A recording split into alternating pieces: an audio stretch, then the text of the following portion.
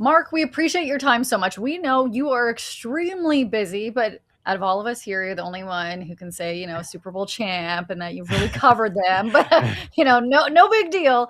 But can you just kind of take us into the chaos on either side, whether it be now a media member covering it or being a part of a franchise that won a Super Bowl? Because it just seems crazy. Well, being a part of it is much better than being a media person with it for Yeah. sure. Being a part of it twice. I mean, there's nothing like it. You can't even describe it. I've been through it. I've won it twice, but Yeah. just even leading up to it, having my family as part of the festivities during Super Bowl week. Staying with me, my parents, my wife, my daughter, who were able to be a part of it. And when you talk about football as family, like this week really is the epitome of that because. Well, at least the New York Giants did anyway, made sure that it wasn't just about the people that work there, the players, the coaches, the personnel staff, but all their families were a part of the festivities and what was going on and feel as if this was special because it is. I mean, there's absolutely nothing like it. So, yeah, I much rather be doing it again for the third time on a team side, but on the media side is cool as well.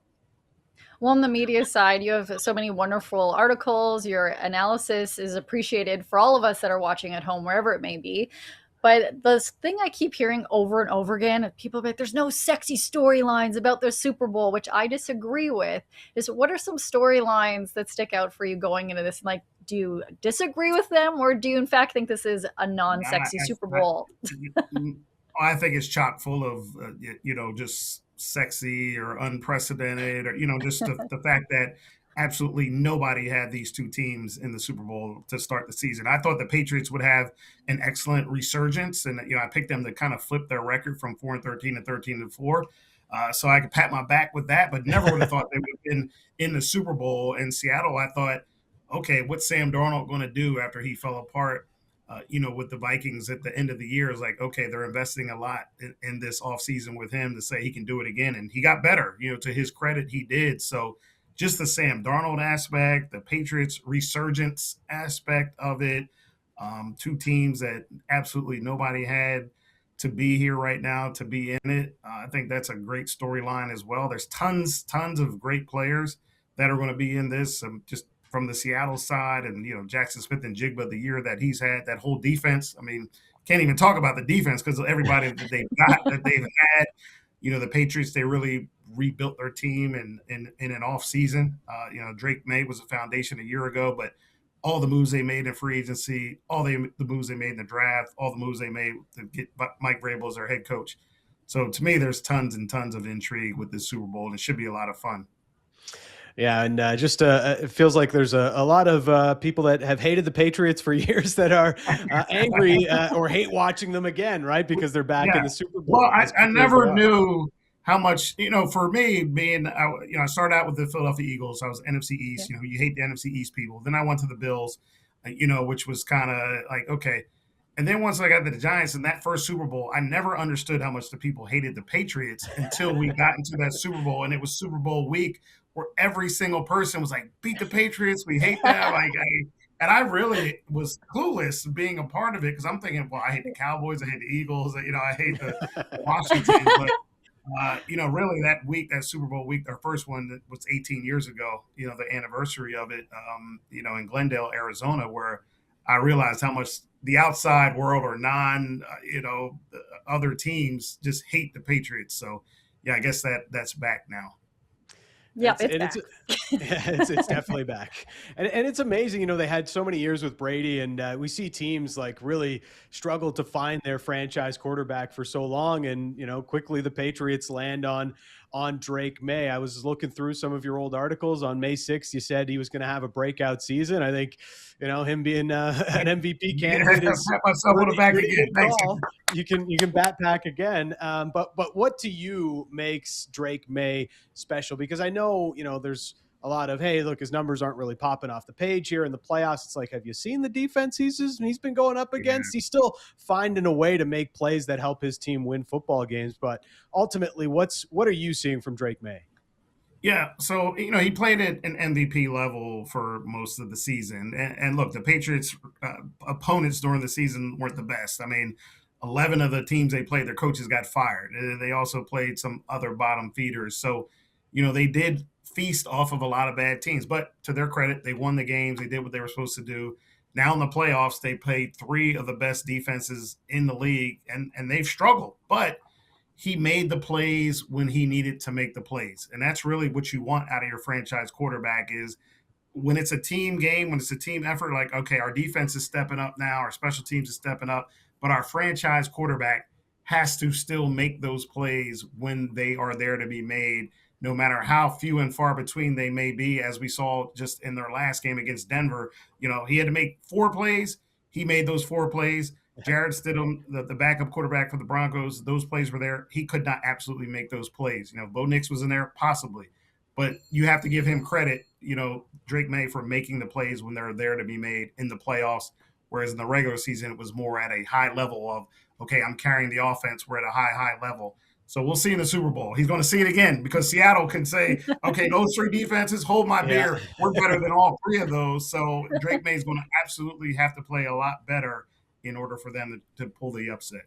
Yeah, Seattle's defense just really came together, almost recreating the Legion of Boom back there in a more modern way for 2026. But Seattle also benefiting from Sam Darnold continuing what he had in his breakout year with Minnesota last year, and he was always known as the guy who can't get it done in the big game, I guess, and he's really done it. I mean, he's coming off maybe the best game of his career in the AFC Championship, going toe-to-toe with Matt Stafford. It just feels like this is a perfect system for him to fit in. And sometimes we always know like these guys have incredible talent, but sometimes it just takes the right fit and some kind of a switch to flip for these guys that they just figure it out at the highest level in the world.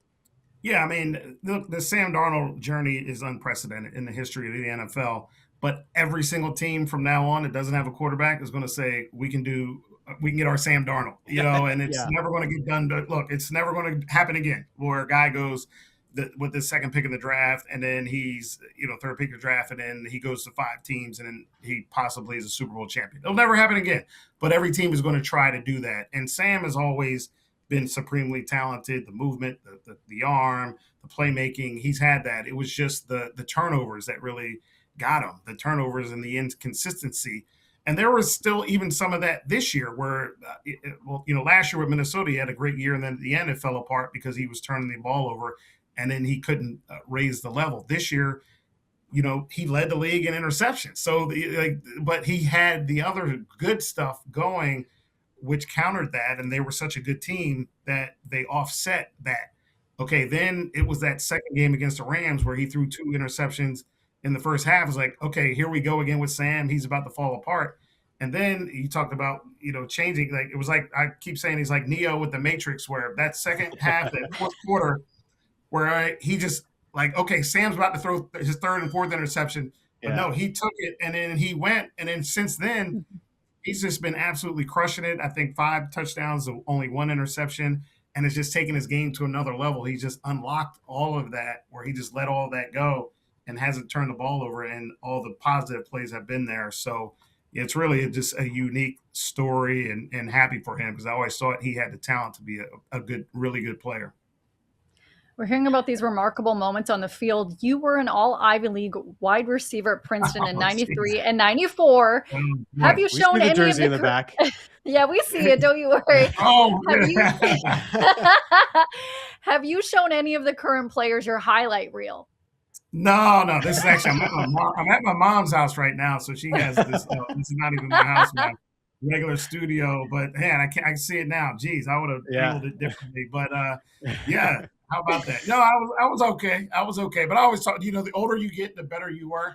So I brag a lot about the stuff I used to do, but we'll hide the tapes on actually how it was. Well, something you were also really good at was being a scout. That is not an easy job for anyone. What was it about being a scout that you enjoyed? Well, when I first started, I was 22 years old or so. I graduated from Princeton. I worked a couple internships, went to grad school for sport management back when it wasn't really that popular. And then I got an internship with the Eagles, being in the scouting department. But once I got that, I was like, this is it. This is what I want to do. I know, I'm combining my love for the game and still having been fresh off of playing with, oh, here's some real life ability to use that in a professional way. Never really wanted to coach. I wouldn't have had the patience for that. I wouldn't have had the temperament to be a coach. So the scouting aspect was really just special for me. And when I started out, I was like the same age as most of the players that I was scouting still, and on the team, I was like the youngest. And then I had such a long career that then I turned out to be, scouting guys that I could be their dad, or guys that I scouted. Their kids were the ones I was being scouted. So there's nothing like the NFL, the specialness of being a part of that, and the camaraderie, the travel, the intensity of it. It really was a special time, and set me up for a nice career or accomplish a couple good things.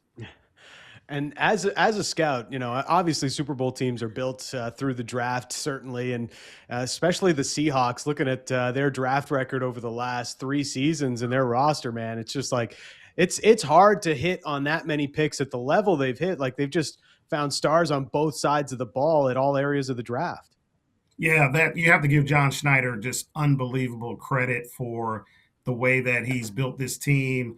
And as you said, like, you can't look at one position group and say, okay, where's the weak spot? Like, they have stars, as you said, impact players, not good players, not okay player.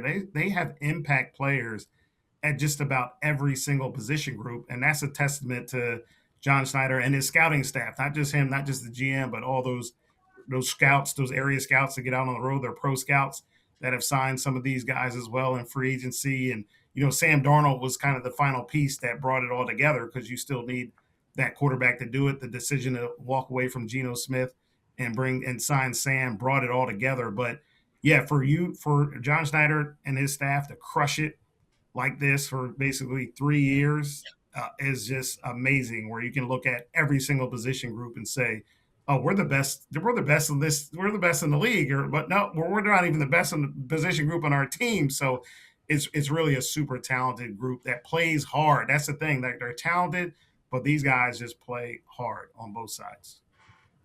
You spoke about crushing it, and this weekend I plan on drinking a gallon of nacho cheese and crushing like 3 bags of nachos. I am pumped. I think you were saying drinking a gallon. I thought you were saying drinking something else, but not nacho cheese was the last thing. Not nacho cheese, yeah. So excited for that. Indulge me with this ridiculous question. We are doing a Super Bowl snack draft of some of the best Super Bowl snacks. Do you have a go-to, and do you have an unconventional one that you enjoy? Well, honestly, last year was the first time I've been a part of a Super Bowl party. So, being in the league, anytime there was a Super Bowl, I would get out of town. Actually, my wife and I would go to Puerto Rico or somewhere and just hang out. Last year, because I'm from Philadelphia, I promised my family kind of mid-season, if the Eagles make it, I'll have a Super Bowl party. So last year was the first time I actually had or was a part of a Super Bowl party. But the wings, my sister makes unbelievable, buffalo wings. So she crushed that. That's always a favorite. So you always got to go with, if someone can make some quality wings, I don't think any other snack can really beat that. Now, if you get some bad wings, yes, things surpass that. But those buffalo wings, if you get some great ones, are always critical. We appreciate your time. Thank you so much for everything, and enjoy the weekend. Hopefully we'll talk to you soon, but thank you for your time today, Marc. For sure. Anytime.